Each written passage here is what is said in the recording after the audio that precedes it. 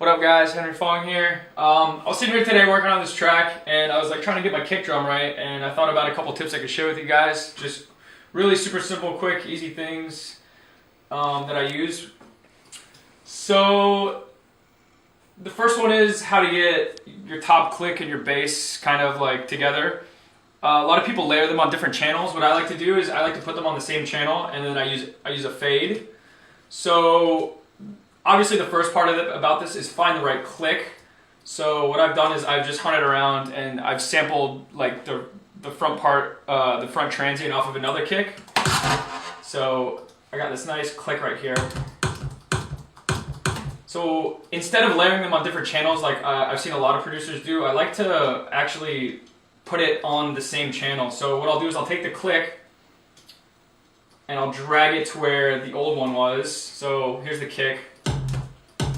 Didn't like that click, so what I did was I just dragged the new transient on top of the other one, and then I literally just go like this, just so quick, just fade it, and boom, new kick.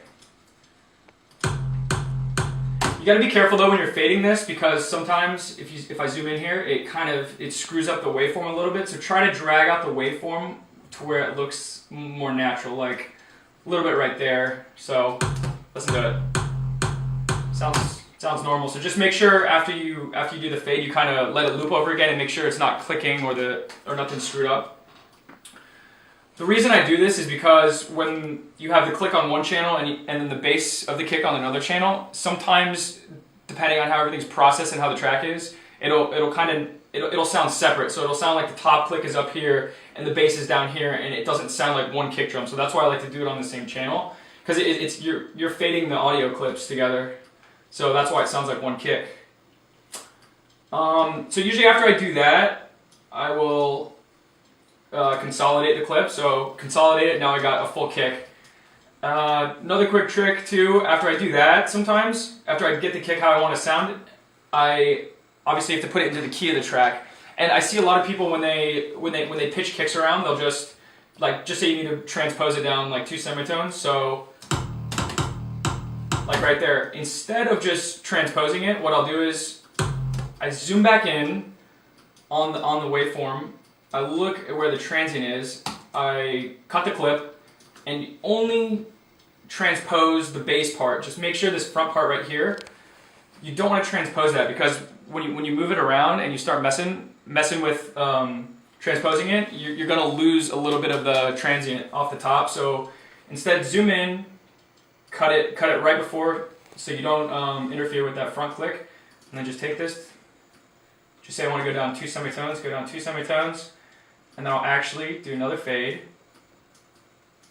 Hang on. Why isn't it fading? There we go. And then boom. So then I just transposed it without ruining the front transient of the kick. Alright, and next quick little trick is, it's pretty common sense stuff. This is more of like a mix down thing, but for this particular track, after I made the kick, I found that it had too much distortion in the low mids, and it was kind of clashing with my lead. I get a lot of demos sent to me, and I listen to a lot of them. And in order to, if you have like a really heavily distorted lead, and it's not, I don't know, sometimes the leads will clash with the distortion on the kick towards like the low, I would say maybe the 100 to 300 hertz range. So what I'll do is I'll loop the kick so you can hear how it sounded before, and I've cut it for my track, so it could vary a little bit. So what I've done is I've just gone in here and I've just dipped out around 200. Seems like a pretty big dip. You're not actually losing any punch in this area because you have your bass from 100 hertz and down, and then the top click is way up here. So you're not really losing any punch. So check it out before and after. I don't know if you can hear it on the camera, but just try it. That's with the EQ cut, and that's without. Listen, you have this like really distorted area, and then you take it out. You still have the same amount of bass, it's just a little bit cleaned up. So if you guys are having trouble mixing down your leads and something's clashing, try this. Just dip a little bit of this mid distortion, because sometimes a lot of these big room kicks, that's the range they're distorted, is this area right here. So just dip it down about maybe, I don't know, 3 to 6 decibels, and hope it helps.